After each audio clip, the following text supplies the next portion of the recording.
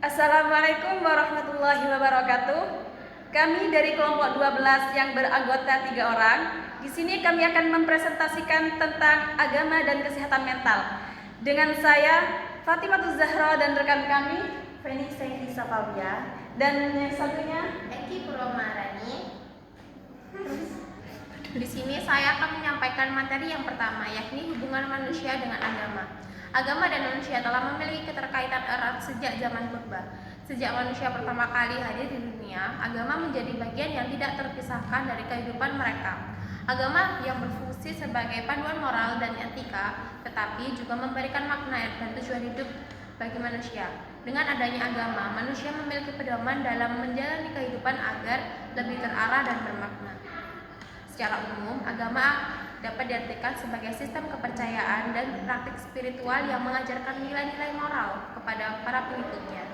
Setiap agama memiliki aturan dan ajaran yang berbeda, tetapi pada intinya, agama bertujuan untuk membimbing manusia dalam berperilaku baik dan membentuk masyarakat yang harmonis. Selain itu, agama juga berperan dalam membentuk identitas dan komunitas masyarakat yang harmonis melalui aturan-aturan yang mengatur cara hidup, tradisi, dan interaksi sosial.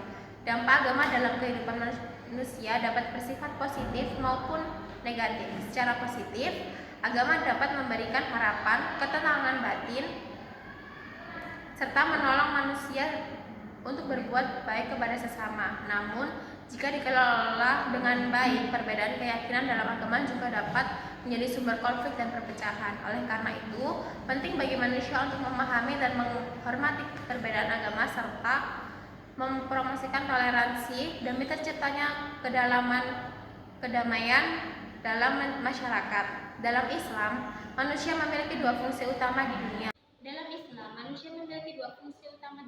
Yaitu sebagai khalifah atau pemimpin di bumi dan sebagai hamba Allah. Sebagai khalifah, manusia bertanggung jawab untuk menjaga dan mengelola bumi dengan bijaksana. Sementara itu, sebagai hamba Allah, manusia wajib beribadah kepadanya sesuai dengan ajaran yang telah ditetapkan dalam Al-Quran dan hadis. Kedua fungsi ini harus dijalankan secara seimbang agar kehidupan manusia tetap harmonis dan sesuai dengan tujuan penciptaan mereka. Sebagai umat muslim, kita dapat meneladani Nabi Muhammad SAW yang mampu menjalankan kedua fungsi tersebut dengan sebaik-baiknya. Beliau tidak hanya menjadi pemimpin yang adil, tetapi juga seorang hamba Allah yang taat dalam beribadah. Oleh karena itu, sudah sepatutnya kita berusaha mengikuti jejak beliau dengan menjalankan peran kita sebagai pemimpin yang bertanggung jawab serta hamba Allah yang selalu beribadah dengan ikhlas. Dengan demikian, kehidupan kita akan lebih bermakna dan memberikan manfaat bagi sesama. Selanjutnya akan dilanjutkan oleh teman saya. Di sini saya akan menjelaskan tentang pembahasan yang kedua, yaitu pengaruh agama dalam kesehatan mental. Pengaruh agama dalam kesehatan mental itu ada dua. Yang pertama pengaruh positif dan yang kedua pengaruh negatif.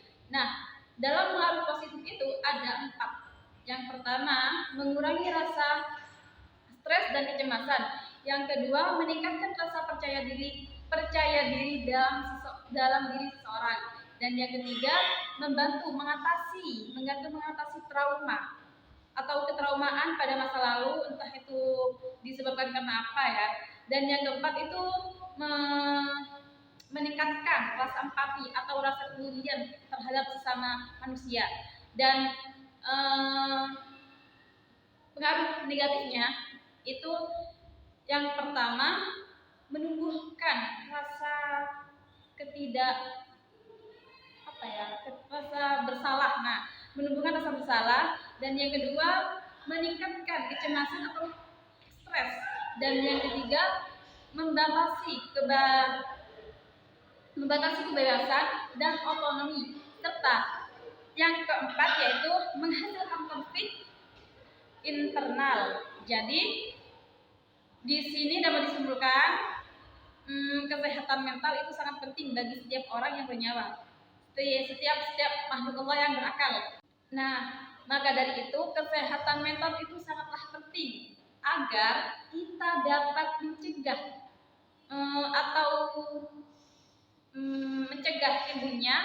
mencegah timbulnya gangguan atau penyakit mental pada diri kita ataupun orang lain.